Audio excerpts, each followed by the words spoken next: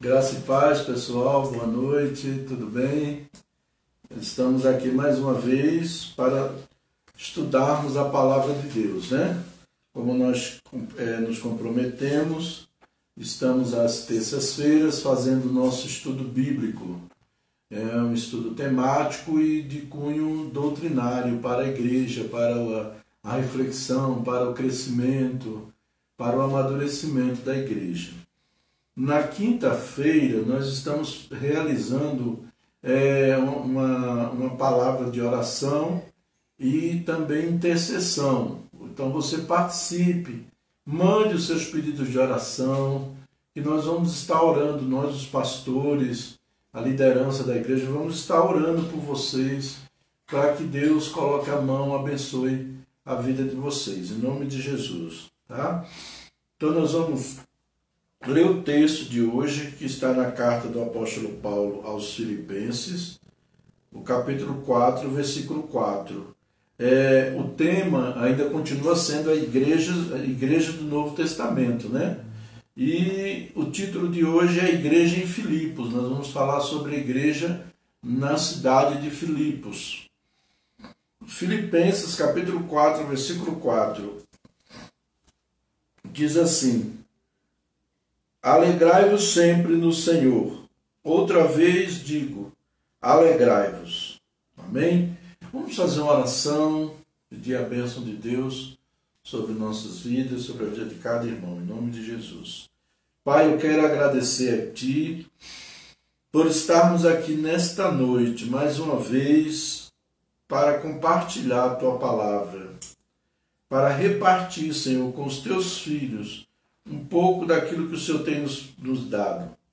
Eu quero pedir, meu Deus, que o Senhor venha fortalecer a cada um, que a palavra venha ao encontro da necessidade, venha, Senhor, nos encontrar nesta hora, Pai, que nós possamos perceber, discernir os tempos, discernir a vontade do Senhor para nossas vidas. Obrigado por tudo, Pai, em nome de Jesus, e que o Teu Espírito Santo venha trazendo revelação na palavra, inspiração, para que cada um de nós possamos cair nas escamas dos nossos olhos e compreender a palavra do Senhor, em nome de Jesus. Amém. Amém. Glória a Deus. Então, amados, nós vamos ver aqui, né, o que nós propomos em passar para vocês sobre essa questão da igreja em Filipos. Eu coloquei aqui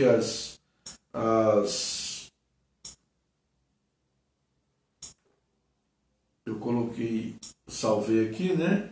E eu quero, nesse momento, passar para vocês. Primeiro,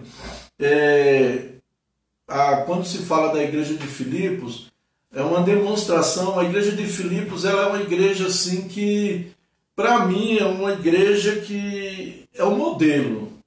Porque Paulo ele usa o termo que a igreja de Filipos é alegria e gozo no Senhor. Foi uma carta que Paulo não enviou para a igreja corrigindo erros, não foi uma carta enviada falando de pecados, né? Mas ele muito pelo contrário, ele vem falando da igreja de Filipos como uma igreja saudável, uma igreja em que poderia realmente ali ver a alegria do Senhor entre os irmãos. O objetivo desta carta foi enviado para os irmãos de Filipos pelo próprio pastor Epafrodito, né? Ele era o pastor da igreja e ele foi levar uma oferta, que os irmãos se reuniram para mandar uma oferta missionária para o apóstolo Paulo. E Epafrodito viajou, foi muito distante, né? Para poder levar esta oferta, né? Ele sofreu nas embarcações, adoeceu, quase morre, mas ele cumpriu com o desejo do coração dele e da igreja em Filipos, que era abençoar a vida do apóstolo Paulo, o missionário que estava lá do outro lado, né, em Roma, estava preso, por sinal, né? Preso por causa do Evangelho, porque pregou o Evangelho. Paulo não estava preso porque fez nenhuma coisa errada, não. Ele estava preso porque estava pregando o Evangelho, certo? Então vamos ver alguns aspectos da igreja de Filipos, na cidade de Filipos, né? Como é questão dessa igreja. Nós vimos que, como eu já falei no início, a igreja é uma comunidade de alegria, é um lugar de manifestação da alegria. Às vezes nós vemos pessoas cultuando aqueles grupos de igreja onde há uma tristeza, parece que a pessoa está assim num velório, né? E esse não é o objetivo. O objetivo da igreja é ser uma igreja alegre. É um momento onde a igreja ser uma manifestação da alegria. Na antiga aliança, o adorador é convidado a cultuar com alegria. Quando ele diz no Salmo 100, versículo 1, né? Celebrai ao Senhor com vozes de júbilo, né? Com alegria. Celebrar o Senhor com alegria. O crente, quando peregrinava para a casa de Deus, na antiga aliança, dizia, vamos à casa do Senhor. No Salmo 122, versículo 1, ele diz, alegrei-me quando me disseram, vamos à casa do Senhor. Então, eles caminhavam muito para chegar ao templo, porque havia o templo onde eles ali se reuniam para adorar. E Deus só se manifestava naquela antiga aliança no templo mesmo, né? Para adorar a Deus tinha que ser no templo. Os membros da igreja de Filipos são ordenados a viverem sempre alegres. Paulo diz, alegrai-vos sempre no Senhor. Outra vez vos digo, alegrai-vos. A recomendação é essa. A alegria é uma grande marca do cristão e, consequentemente, da igreja cristã. Então, se eu sou um cristão, se eu faço parte, se eu sou a igreja do Senhor. E como igreja, eu devo ter alegria, eu devo ser alegre, eu devo expressar essa alegria. Vamos ver aqui a origem da igreja em Filipos. Paulo fundou essa igreja no ano 50 a 52 depois de Cristo. Ele planejava plantar novas igrejas na Ásia. Ele queria, nós lemos na Bíblia que ele estava pensando em ir para a Ásia. Mas o Espírito Santo impediu ele de ir para a Ásia, orientando que ele fosse para a Macedônia, que é hoje a Europa, né? No capítulo 16 de Atos dos Apóstolos, no versículo 9, eles dizem o seguinte, o texto, capítulo 16 e o versículo 9, diz assim, à noite sobreveio a Paulo uma visão, na qual um varão macedônio estava em pé e lhe rogava, dizendo, passa a Macedônia e ajuda-nos. Então, ele estava querendo ir orando, né, à disposição. Quantos que às vezes não se dispõem, não fica na dispensação do Senhor, para ouvir a direção do Senhor, para onde o Senhor quer levá-los. Mas Paulo não, Paulo estava naquela expectativa, o seu coração estava na expectativa de ser levado para falar, proclamar o Evangelho onde não havia sido proclamado. E ele pensou em ir para a Ásia, mas a palavra de Deus diz que o Espírito Santo impediu de ir. E à noite sobreveio uma visão em que apareceu um jovem, né, da Macedônia e dizia, passa a Macedônia e ajuda-nos. E ali ele entendeu que o Senhor estava chamando para a Macedônia, né? Paulo obedeceu e isso fez com que pela primeira vez o Evangelho fosse anunciado na Europa. No capítulo 16 de Atos, nós temos relatos da estadia de Paulo em Filipos e como a igreja ali se originou. A narrativa se desenvolveu em torno de 3 personagens. Nós encontramos 3 personagens em Filipos, onde se desenvolve a narrativa da fundação da igreja de Filipos. Primeiro, havia ali no capítulo 16 de Atos, do versículo 11 ao 15, fala sobre Lídia, vendedora de púrpura, uma mulher comerciante. Era asiática, ela era natural da Ásia. E estava ali na cidade de Filipos, comercializando púrpuras. E quando Paulo se aproximou daquela mulher, começou a... Eu vou ler o texto aqui para vocês entenderem melhor. Tendo, pois, navegado de Troade, seguimos em direitura a Samotrácia, no dia seguinte a Neápolis, e dali a Filipos, cidade da Macedônia, primeira do distrito e colônia nesta cidade. Permanecemos alguns dias. No sábado, saímos da cidade.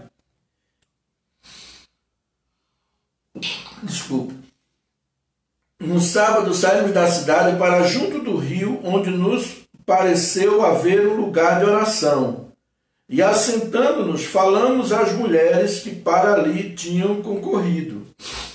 Certa mulher, chamada Lídia, da cidade de Tiatira, vendedora de púrpura, temente a Deus, nos escutava. O Senhor lhe abriu o coração para entender as coisas que Paulo dizia. Então ali nós encontramos a primeira pessoa convertida na Europa, era Lídia, da cidade de Tiatira, era uma mulher asiática, e naquele momento ela entendeu, compreendeu o Evangelho, era uma mulher comerciante. Também nós temos outro personagem nessa história, que é uma jovem adivinha. Essa jovem era de origem grega. No versículo 16 do capítulo 16, diz assim o texto: Aconteceu que, indo nós para o lugar de oração, nos saiu ao encontro uma jovem possessa de espírito adivinhador, a qual, adivinhando, dava grande lucro aos seus senhores. Seguindo a Paulo e a nós, clamava, dizendo: Estes homens são servos do Deus Altíssimo, e vos anunciam o caminho da salvação.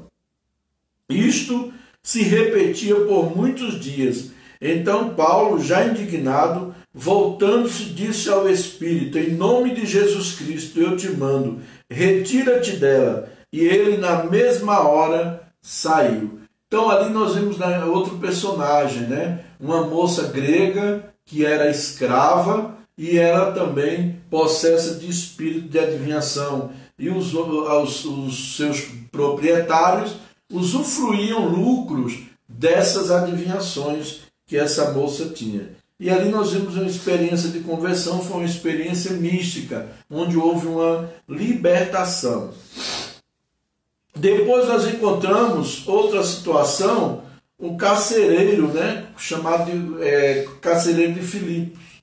No versículo 19 diz assim: vendo os seus senhores que se desfizeram a esperança do lucro, agarrando em Paulo e Silas, os arrastaram para a praça, à presença das autoridades. Então Paulo foi levado preso porque libertou a moça. Interessante, né? Porque cometeu um ato de justiça, um ato correto, e libertou aquela moça. E aí eles foram falando muitas coisas. Depois no versículo 22 diz assim: Levantou-se multidão unida contra eles, e os pretores, rogando-lhes as vestes, rasgando-lhes as vestes, mandaram açoitá-los com varas. E depois de lhes darem muitos açoites, os lançaram no cárcere, ordenando ao carcereiro que os guardasse com toda segurança. Este, recebendo tal ordem, levou-os para o cárcere interior e lhes prendeu os pés no tronco. Por volta da meia-noite, Paulo e Silas oravam e cantavam louvores a Deus, e os demais companheiros de prisão escutavam. De repente sobreveio tamanho terremoto que sacudiu os alicerces da prisão. Abriram-se todas as portas e soltaram-se as cadeias de todos. O carcereiro despertou do sono e, vendo abertas as portas do cárcere, puxando da espada, ia suicidar-se, supondo que os presos tivessem fugido. Mas Paulo bradou em alta voz: não te faças nenhum mal, que todos aqui estamos. Então o carcereiro, tendo pedido uma luz, entrou precipitadamente e, trêmulo, prostrou-se diante de Paulo e Silas.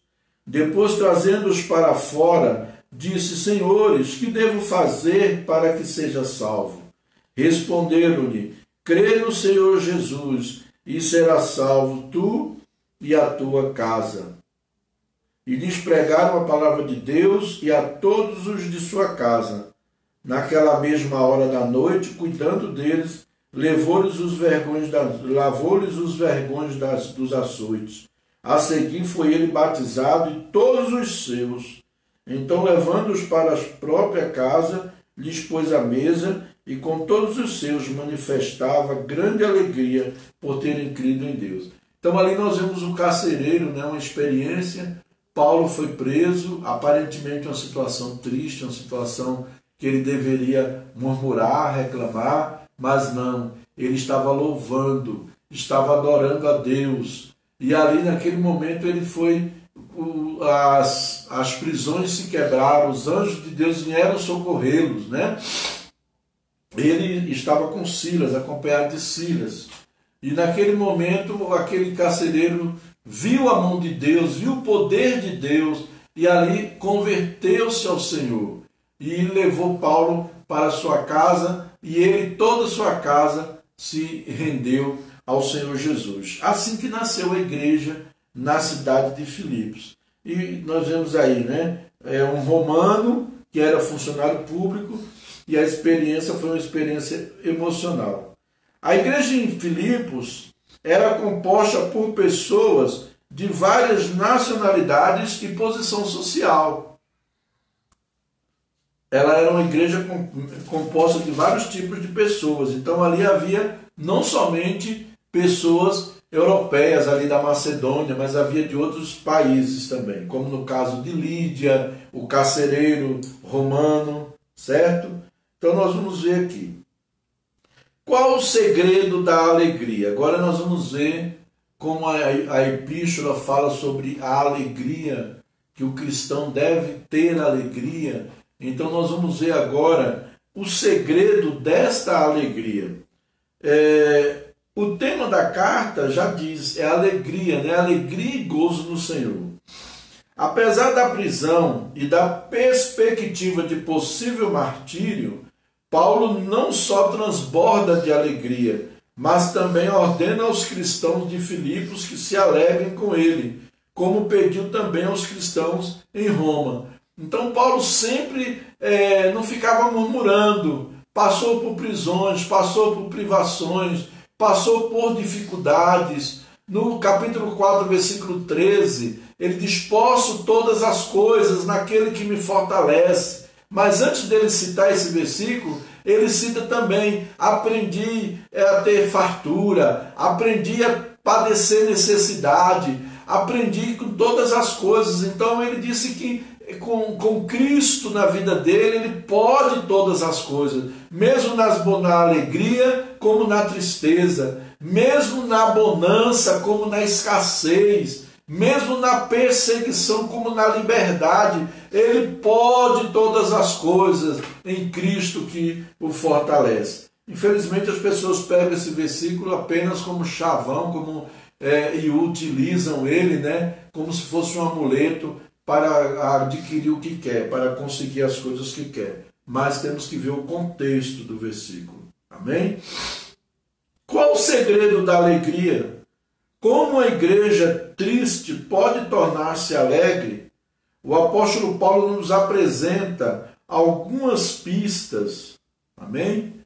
Primeira coisa que ele vai mostrar aqui no capítulo 1 e no versículo 4 da carta que nós dos Filipenses, aos Filipenses, o capítulo 1, versículo 4, ele vai dizer aqui: fazendo sempre com alegria súplicas por todos vós em todas as minhas orações. Em primeiro lugar, a alegria é fruto da oração. Você quer ter alegria, precisa orar. O crente que ora é crente feliz. Igreja que ora é igreja alegre, viva e vibrante. Então nós precisamos orar, ter uma vida de oração. Se você quer, eu estou triste, eu estou abatido, eu estou desanimado. Hoje nós vemos muitos cristãos que vivem esse evangelho raso, vive um evangelho de tristeza constante, só tem derrota, só conta derrota. Mas a palavra de Deus mostra que nós devemos ser alegres, não alegres porque adquirimos alguma coisa, mas alegria por quê? Porque nós temos o Senhor conosco. Na luta o Senhor está conosco, na vitória o Senhor também está conosco. Então esse é o chamado. E para nós termos esta alegria, nós precisamos orar.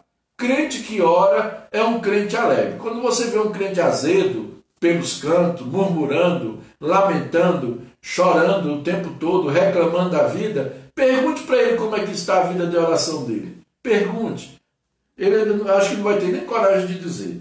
Segundo, a alegria é fruto da pregação do Evangelho. No capítulo 1, no versículo 18, ele fala assim: todavia, que importa, uma vez que Cristo, de qualquer modo, está sendo pregado, quer por pretexto, quer por verdade, também com isto me regozijo, sim, sempre me regozijarei. Então, você vê, quando nós pregamos o Evangelho, nós passamos a ter alegria. Por quê? Porque nós estamos sempre relembrando o sacrifício de Jesus na cruz por nós no Calvário, por nós lá no Calvário. Nós sempre estamos relembrando o amor de Deus por nós. Então nós precisamos falar de Jesus, proclamar o Evangelho. Paulo sabia que a proclamação do Evangelho era um anúncio das boas novas de grande alegria. É a mensagem, nós temos que pregar. Com a proclamação, possibilitava-se a promoção da fé dos eleitos. Logo, haveria regozijo nos céus. A palavra de Deus diz que há alegria nos céus por um pecador que se arrepende. Há festa nos céus. Então você quer promover festa nos céus? Comece a evangelizar. Comece a falar de Jesus. Comece a levar as pessoas a terem um encontro com Jesus. Essa alegria celestial é compartilhada com aqueles que proclamam o Evangelho. A palavra de Deus diz que aqueles que saem para levar a semente, chorando, voltarão com alegria, trazendo consigo os seus molhos. Vai haver uma grande colheita. Então nós vamos colher. Até hoje, desde quando eu entreguei minha vida a Cristo, até hoje, quer ver eu ficar alegre, é eu ganhar uma pessoa para Jesus, é começar a discipular um novo convertido. Isso me traz alegria. A maior alegria que eu tenho na minha vida é ganhar almas para Cristo. Não tem outra alegria maior do que essa. Não existe. Então, quando nós começamos a ganhar almas para Jesus, nós vamos sentir alegria. Outro aspecto, todo crente que evangeliza é feliz e alegre. A igreja verdadeiramente alegre é aquela que está comprometida com o trabalho missionário. Temos que nos envolver. Às vezes a gente pede oração, olha, os missionários estão lá no campo, mandamos os pedidos, até vídeos, eles já estão gravando vídeo, mandando para nós.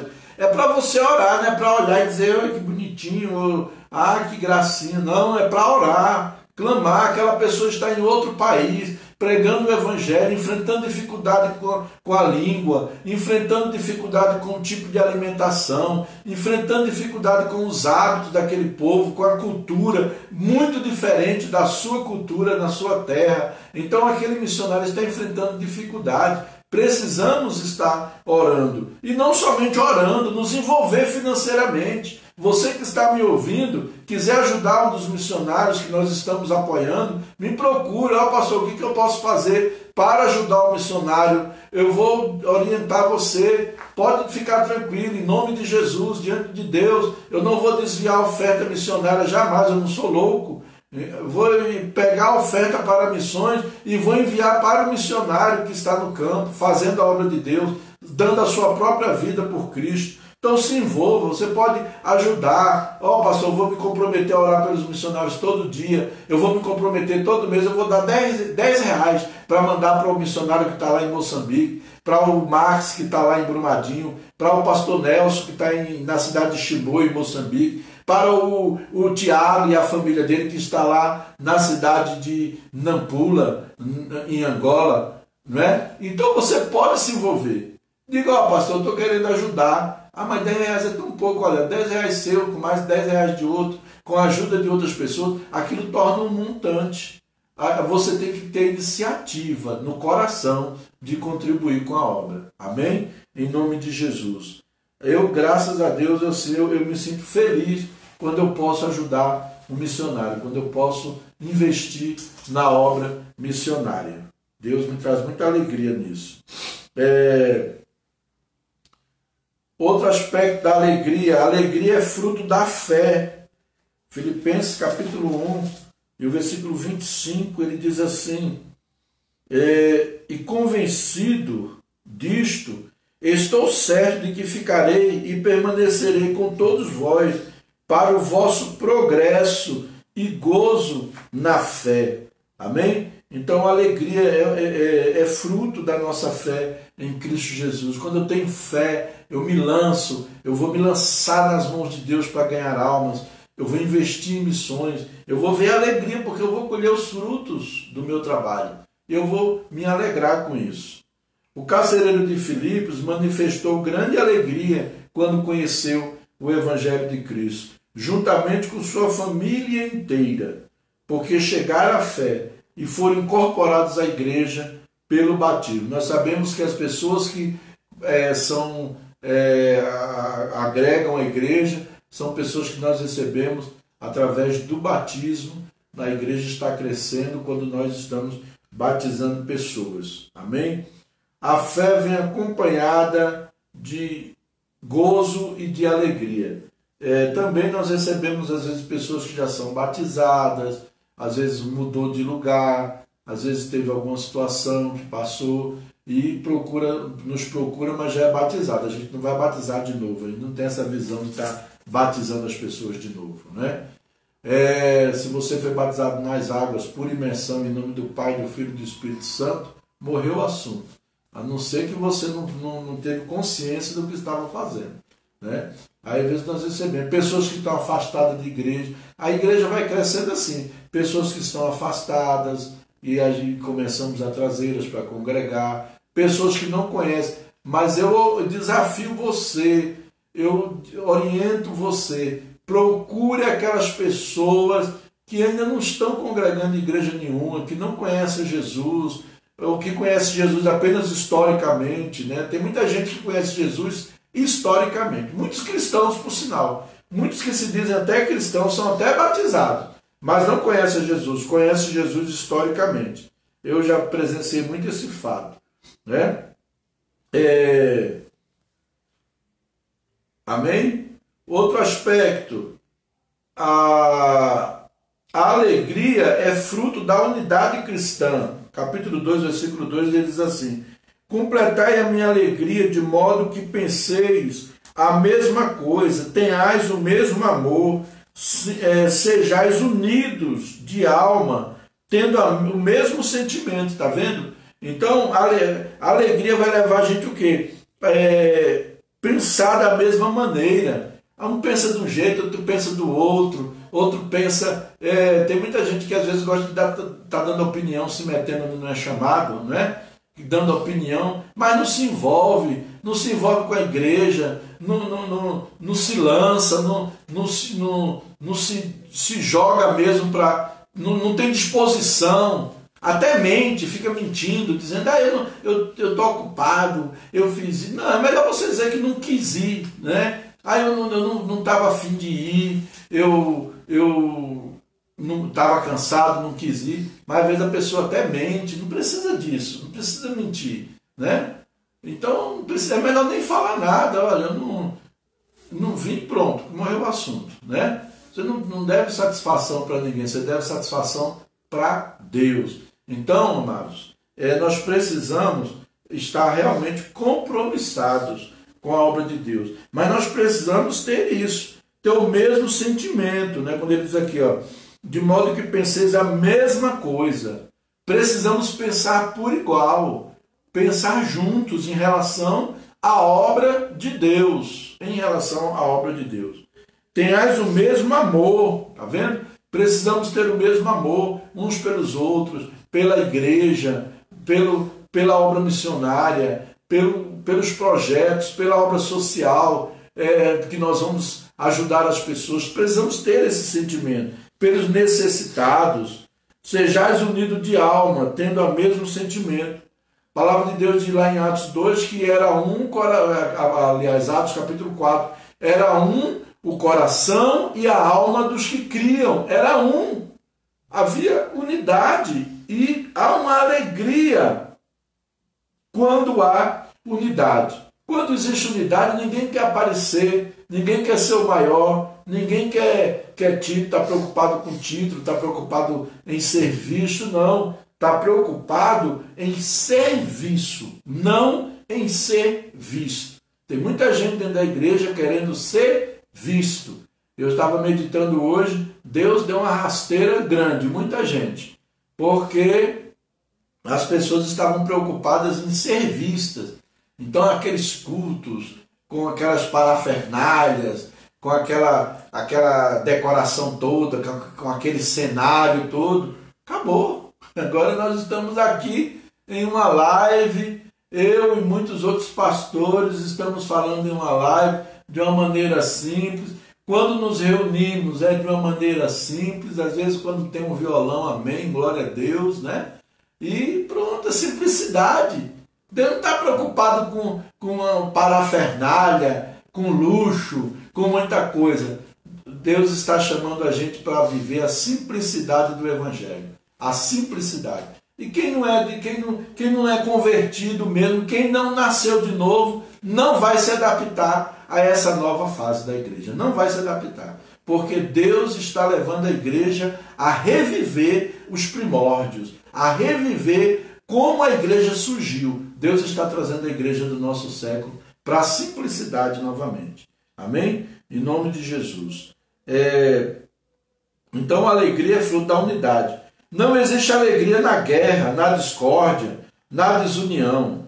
Davi expressou com muita beleza: ó, como é bom e agradável viver unidos os irmãos. Salmo 133 e o versículo 1, né? Ele fala sobre essa questão da unidade.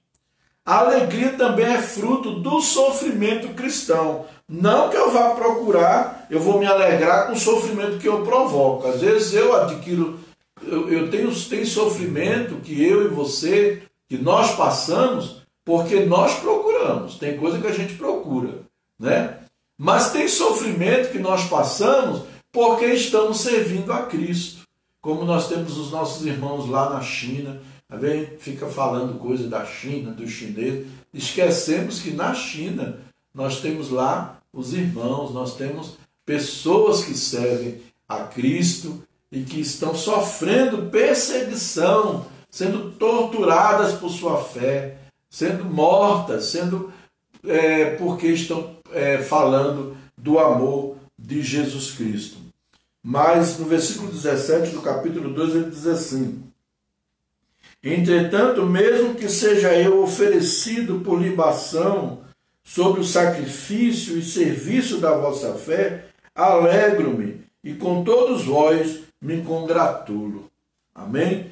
Então, assim, o sentimento do cristão por causa da fé deve ser visto sempre como privilégio e motivo de grande alegria. Pedro, ele diz na primeira carta que nós, quando formos ficar olhando, não é para a gente ficar olhando para o nosso sofrimento. Agora nós estamos passando essa situação de pandemia, onde nós vemos as pessoas sem esperança, sem expectativa, pessoas, às vezes de madrugada, me procuram, me mandam mensagem, estão acordadas, eu me levanto para orar quando eu vejo que está lá uma mensagem, né? Pessoas que estão ansiosas, porque perderam a esperança, a segurança, né? Então, tem trazido turbulência na vida das pessoas. Mas é o momento de nós nos alegrarmos, né? E saber que estamos juntos, que nessa luta, nessa batalha, Deus tem um propósito. A palavra de Deus diz que todas as coisas cooperam para o bem daqueles que amam a Deus e que são chamados pelo seu propósito. Nós ainda não estamos entendendo muita coisa, mas depois que passar esse momento, nós vamos ver muita coisa que vai ser revelada, em nome de Jesus. Amém? Então nós devemos saber disso, né? Sofrer por amor a Cristo é um privilégio, né? Por causa da fé, deve ser visto sempre como motivo de grande alegria. Não ficar... Por exemplo, Paulo e Silas foram presos por quê? Porque estavam pregando o Evangelho. Ele não estava roubando, não estava prostituindo, não estava estuprando ninguém. Eles estavam pregando a palavra de Deus. Libertou uma moça que estava escravizada por demônios. E por causa disso, eles foram presos. Então ele ia ficar se lamentando: ai meu Deus, será que eu estou pregando o Evangelho certo? Será que eu estou no lugar certo? Será que eu ouvi Deus mesmo? Agora a gente está aqui preso? Não, eles foram, começaram a louvar, começaram a cantar louvores a Deus e o céu se abriu, e o céu desceu sobre aquele lugar. É muito fácil às vezes a gente estar com microfone, com guitarra, com bateria e cantar "Deixa o céu descer", né? Mas numa hora de dor assim, a gente pedir para o céu descer é bem complicado. O servir com o sacrifício da própria vida é um exemplo deixado pelo próprio Cristo. Cristo se entregou, Cristo deu sua própria vida por amor a nós e fez isso com alegria. O crente que serve é sempre alegre. Amém? O crente que serve, ele é sempre alegre. Quando você vê aquele crente carrancudo, aquele crente infeliz, que parece que vai para a igreja obrigado, na marra, bater cartão de ponto, né? E não está disposto a servir ninguém, não pode ajudar ninguém, tudo ele bota dificuldade. Ah, irmão, dá uma carona por fora. Ah, irmão, não dá não, porque eu vou por tal lugar, não sei o quê. Ele não pode ampliar o caminho um pouquinho, 2 quarteirões a mais, para dar uma carona a uma pessoa que está necessitando, né? A alegria é fruto da amizade e do reencontro com pessoas amadas. Quando nós estamos juntos, é muito interessante. Capítulo 2 de Filipenses, versículo 28 e 29, diz assim: por isso, tanto mais me apresso em mandá-lo, para que, vendo novamente, vos alegreis, e eu tenha menos tristeza. Recebei-o, pois, no Senhor com toda alegria, e honrai sempre a homens como este. Aqui ele está falando de quem? Está falando de Epafrodito. Epafrodito foi levar a oferta. Agora Paulo manda que eles recebam ele de volta com alegria, com honras, né? Paulo está orientando, não que ele está dizendo assim: você tem que honrar o pastor, tem que honrar. Hoje em dia é tanta coisa, as pessoas pedindo honra, querendo congresso para honra, tanta honra, tanta honraria, né? Jesus não ficou me ensinando nada disso. Jesus mandou honrar pai e sua mãe, e a honra está no coração, é uma coisa de coração, não é uma coisa forçada. Eu não vou, eu vou ter que dar dinheiro para você, fazer das tripas coração, para mostrar que eu honro você. Não, eu tenho que respeitar você. Honrar é respeitar a pessoa. Então a gente tem que ter muito cuidado com certos ensinos que têm surgido nos nossos dias e têm atrapalhado o Evangelho, tem tirado muita gente da presença de Deus por causa dessas baboseiras que tem sido ensinada por aí, né? Jesus não mandou a gente ficar aqui pregando nem fazendo congresso de honra. Faz um congresso de evangelismo para evangelizar, para ensinar os crentes a ganhar alma para Jesus, para ir para a rua, né? Para evangelizar as pessoas. Faz um congresso de ação social para levar as pessoas a ajudarem as outras. Isso aí sim vai enaltecer o nome de Jesus. A alegria, nós vemos aqui também, diz assim: Epafrodito era um grande amigo de Paulo e pastor da igreja em Filipos. Feliz é aquele que tem amigos. Paulo diz, na carta, no livro aos Provérbios, no livro de Provérbios, ele diz que há amigos mais chegados do que um irmão. Realmente nós temos pessoas que são amigas nossas, que são mais chegadas do que um irmão mesmo. Depois nós vemos a alegria é fruto da experiência de ter ganho alguém para Cristo. Filipenses 4, versículo 1. Ele diz, portanto, meus irmãos amados e muito saudosos, minha alegria e coroa, sim, amados, permanecei deste modo, firmes do Senhor. Olha como Paulo chama os irmãos da cidade de Filipe, alegria e coroa, né? Alegria e coroa. Para o verdadeiro cristão, a evangelização não é uma obrigação, e sim um prazer. Se você não sente prazer em ganhar alma para Jesus, peça a Deus para dar prazer, para colocar esse prazer no seu coração. A alegria, por último, né? A alegria é fruto da consideração. Capítulo 4, versículo 10, ele diz, alegrei-me sobremaneira no Senhor, porque agora, uma vez mais, renovastes a meu favor o vosso cuidado, o qual também já tinhas antes, mas vos faltava oportunidade. Então, aqui nós vemos que a alegria é maior do que ser lembrado, considerado e amado por outras pessoas. É muito bom, né? Quando a gente é amado, lembrado, considerado. Paulo era muito amado e considerado pela igreja de Filipos. E isso enchia o seu coração de alegria. Então é muito bom, amados, que nós possamos nos sentir amados. A igreja possa ser um lugar de acolhida, né? Onde as pessoas possam sentir e ter esse sentimento, que são amadas, que são consideradas, né? Que são respeitadas. Amém? Em nome de Jesus. Quando eu falo em amar e respeitar e considerar, não quer dizer que eu vou ser conivente com os erros da pessoa.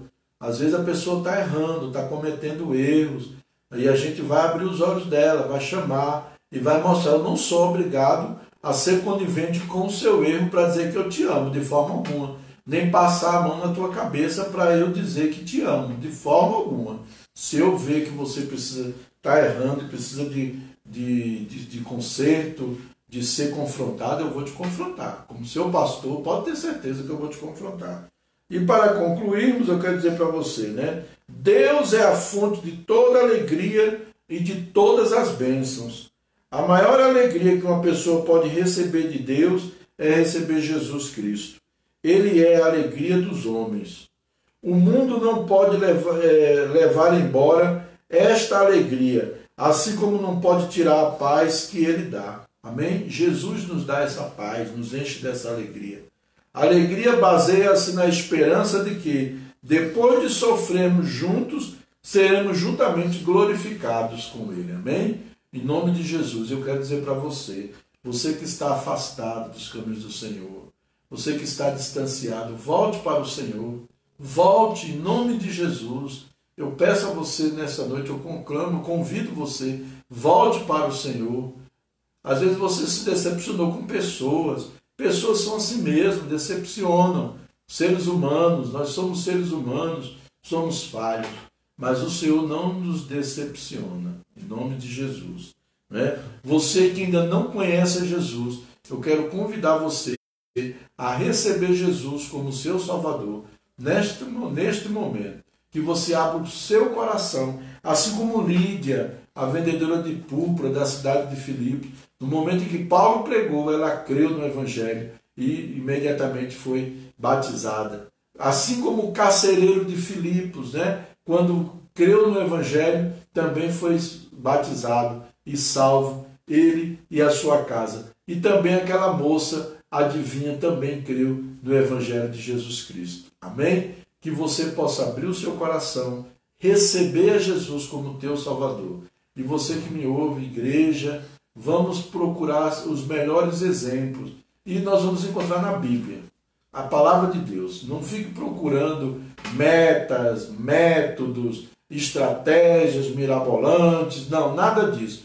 Vamos voltar para a palavra. Este é o momento da igreja voltar para a palavra de Deus e praticar os ensinamentos que Jesus nos deixou. Amém? Eu vou encerrar agora fazendo uma oração.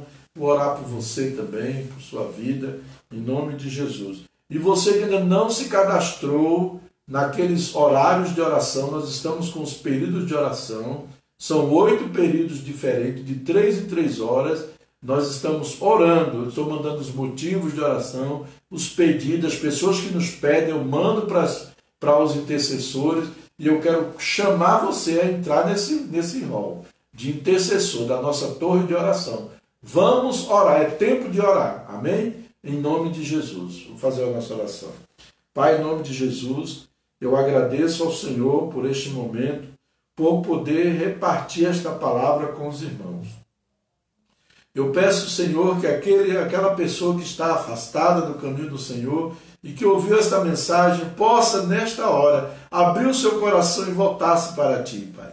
Aquela pessoa que ainda não te conhece, ainda não experimentou a salvação de Jesus Cristo, que ela possa também abrir o seu coração nesta hora e receber como seu Salvador pessoal. Pai, em nome de Jesus, eu peço que abençoe a igreja, abençoe os irmãos, Senhor. Abençoa nós da comunidade Vida para as Nações, os projetos que estão no nosso coração, a obra missionária, os missionários que estamos apoiando, Senhor.